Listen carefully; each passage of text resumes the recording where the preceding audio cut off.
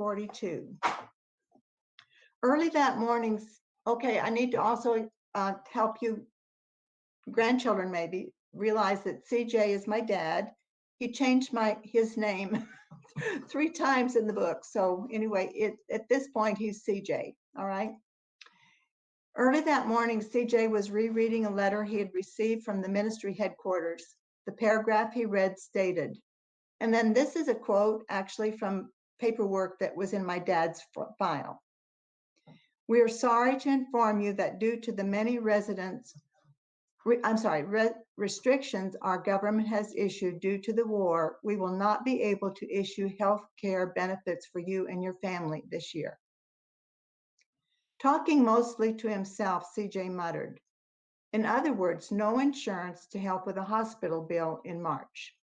He was unaware that his 7-month pregnant wife was standing at the door and heard his remark.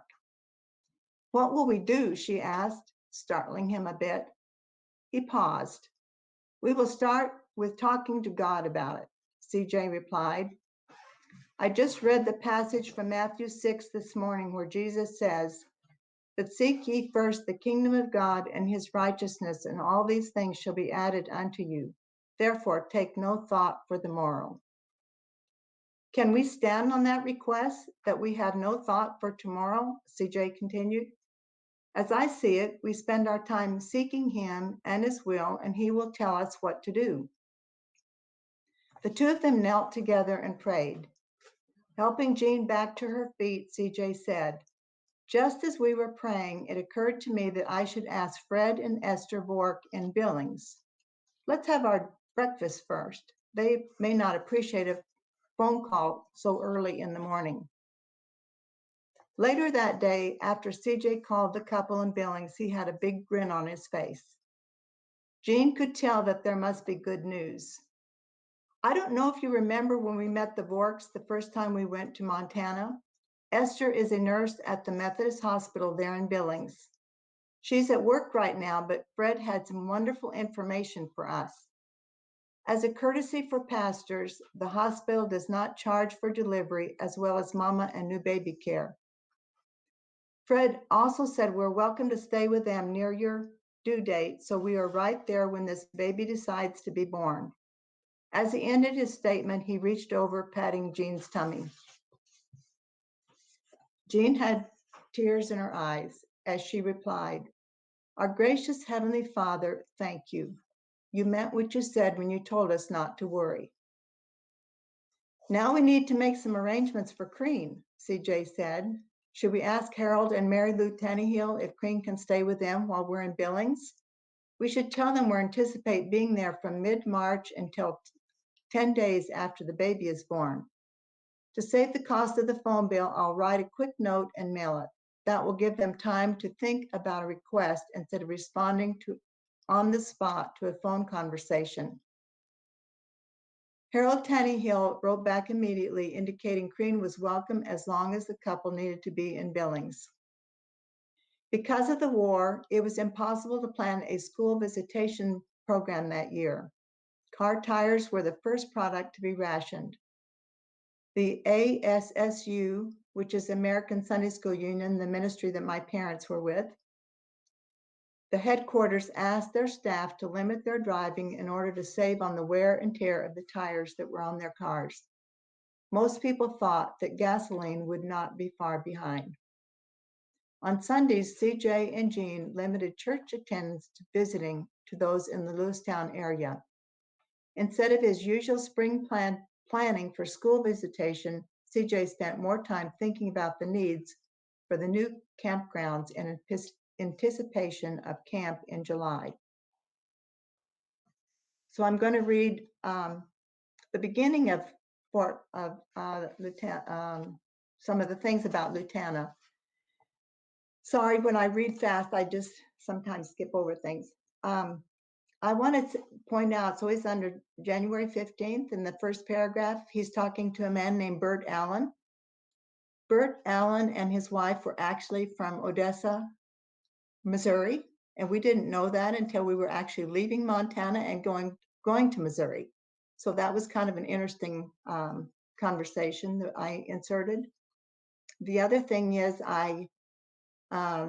Woody, you would probably remember that we stopped in, no, you weren't with us, when we stopped in Roundup, Missouri, or Roundup, Montana, trying to find the Allen's ranch. We couldn't find it at all.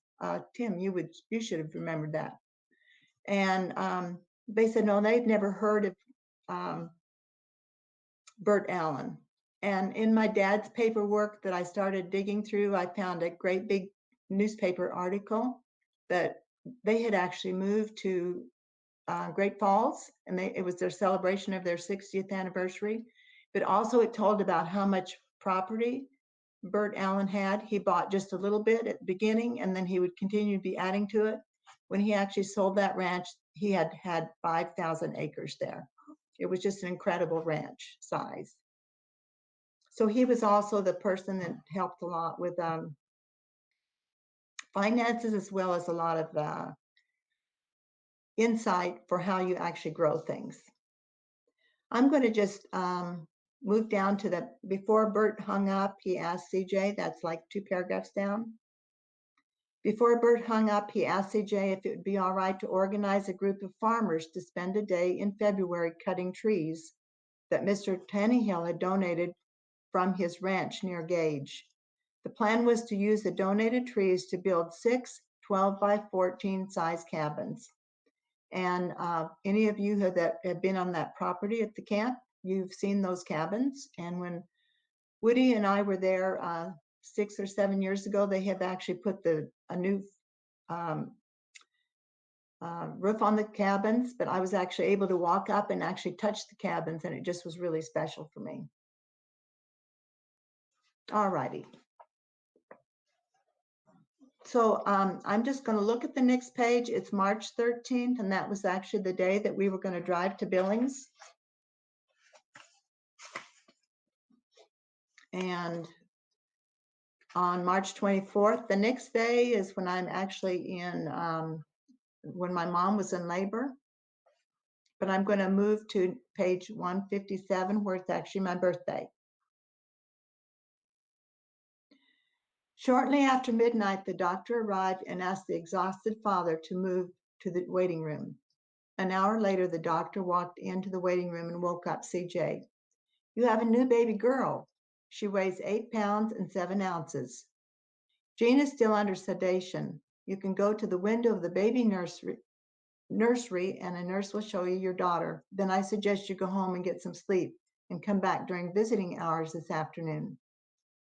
CJ took the doctor's advice. As he looked down on the tiny face, he felt an overwhelming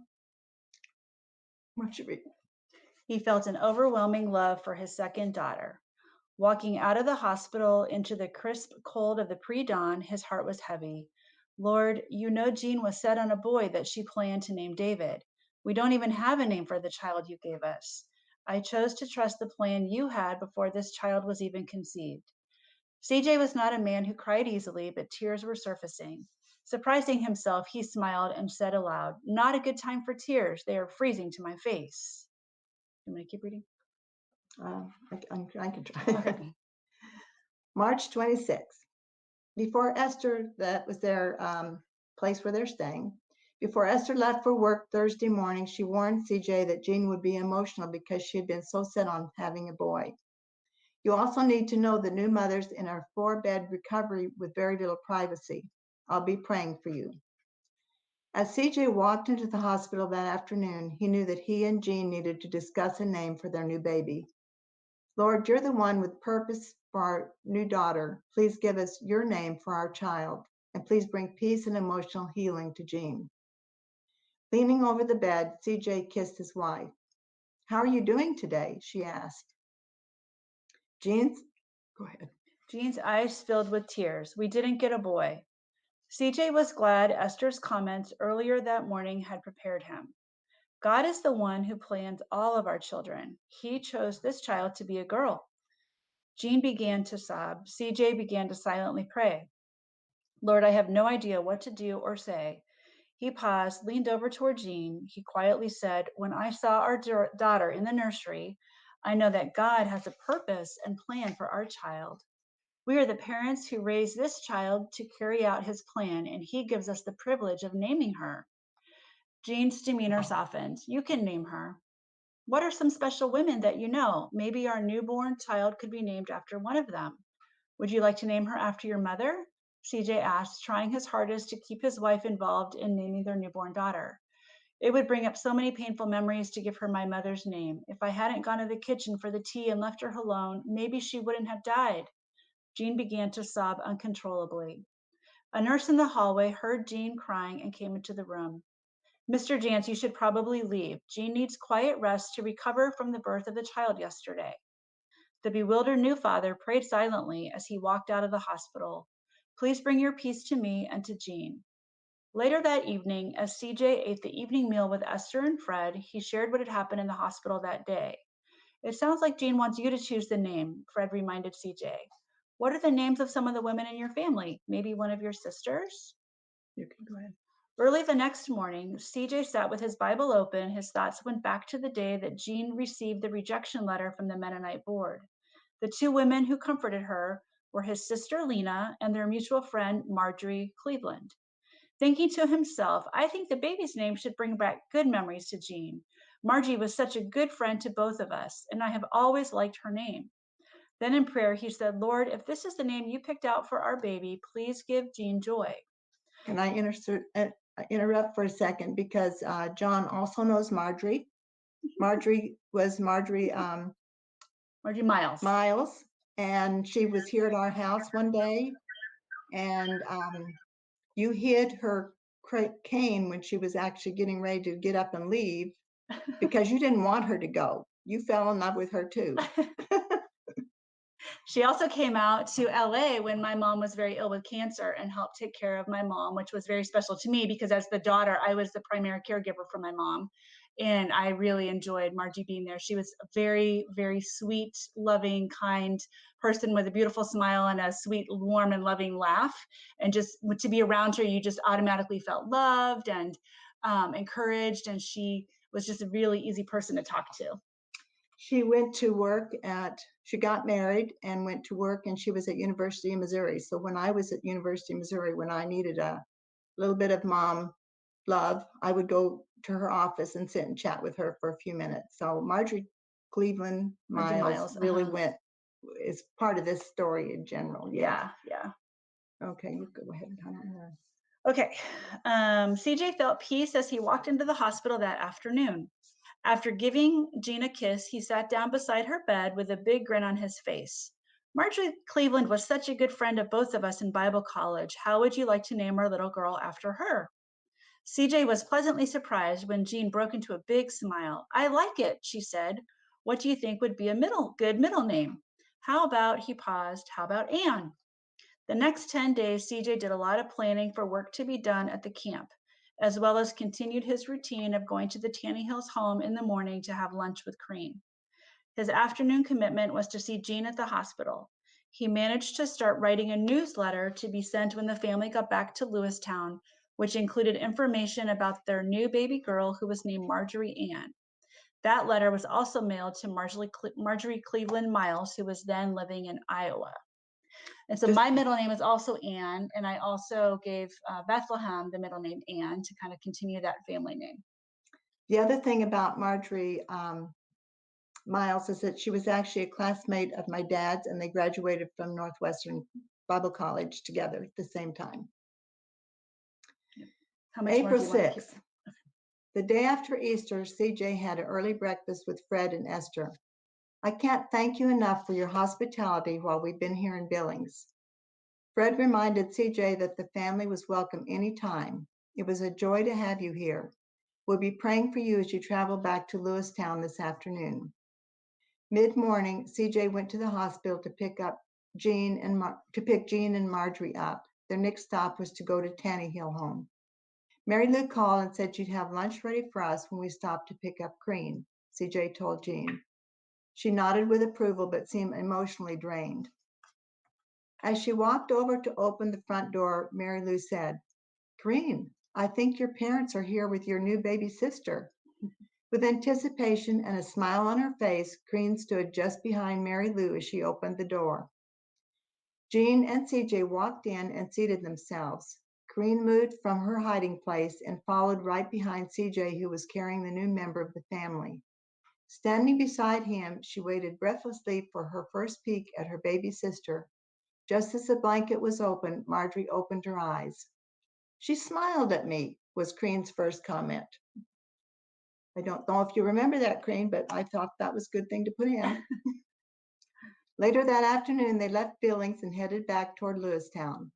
While all of his three ladies were napping, CJ had time to reflect on the past few weeks as he drove home. It surprised him that Jean had seemed indifferent to the baby. CJ knew that she was disappointed the baby wasn't a boy. He also concerned that Jean might struggle again with hormone imbalance that had hung on so long after Corinne was born. He feared the deep depression that he had already seen in her eyes since November.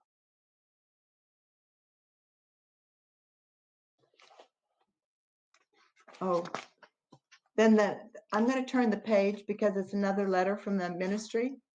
I know that Olivia and I have talked about the history of things that are going on right now. Jean, listen to this, he said with a letter in his hand before he read it out loud. "We are notifying all of our missionaries to limit the travel with their cars due to our government's need to conserve rubber tires. We also suggest an alternate income to meet your family's needs. We're faced with the effect of the war in our country and is now engaged in, and our need for all of us to cut corners. Bless you as you minister to those in your field as we all face this crisis in our nation together."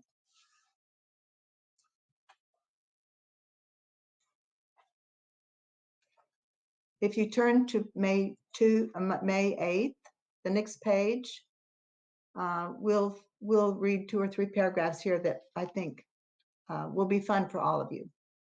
Corinne finished washing breakfast dishes. Oh, I have to say that my dad was putting Corinne to wash the dishes when she's 3 years old, and then after she graduated and went to school, then I'm doing the dishes and I'm 3 years old. Corinne finished washing the breakfast dishes, then stood in front of the piano and gently played several keys. Jean heard the music from the other room while she was changing Marjorie's diaper. Calling out to Corinne, Jean said, "Would you like to learn how to play tunes on the piano? I have a special book we can use to help you." After putting Marjorie back in the crib for her morning nap, Jean opened the piano bench and pulled out Teaching Little Fingers to Play, the book she had purchased months earlier in Minneapolis. Jean was having such joy giving Corinne her first lesson, she lost track of time. The new baby reminded Jean she had other responsibilities that day. "Jean, you have done such a great job learning this morning. When you were born, Dr. Walton said you had piano fingers and maybe would someday become a concert pianist. I need to give Marjorie a bottle now and get lunch ready for your daddy when he gets home." Then to herself, Jean said, "Corinne picked up that quickly, especially for a 3.5-year-old. Do you want me to finish up to the 14th? Do you have time? I can finish up to the 14th or the 16th. Yeah, just at the piano. Jean was looking forward to telling CJ about Corinne's first piano lesson. He aligned just in time for lunch.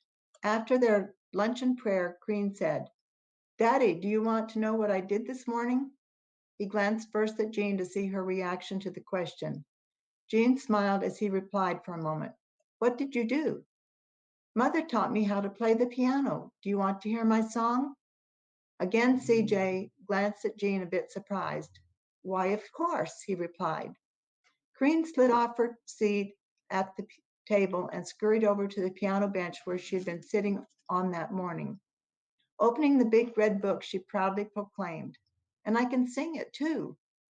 With her sweet voice, she accompanied her song. So, Corinne, this is you singing. "Here we go up a road to a birthday party." CJ clapped and then invited Corinne to sit on his lap. He whispered in her ear, "Do you know today is Mother's birthday?" Out loud, he continued, "I think we'll have a birthday party today with music too." It's interesting to remember for me that my dad would actually do the birthday cakes. And I think he started when Green was little. And they would make cake together. Kareem taught me to play that song too. Kareem gave me my first piano lesson at the house in Chicago that was like upstairs, like a townhome kind of thing. And there was a beautiful room with like a porch kind of with glass windows. And she set me up at the piano with that, probably that same book, and taught me that same song too.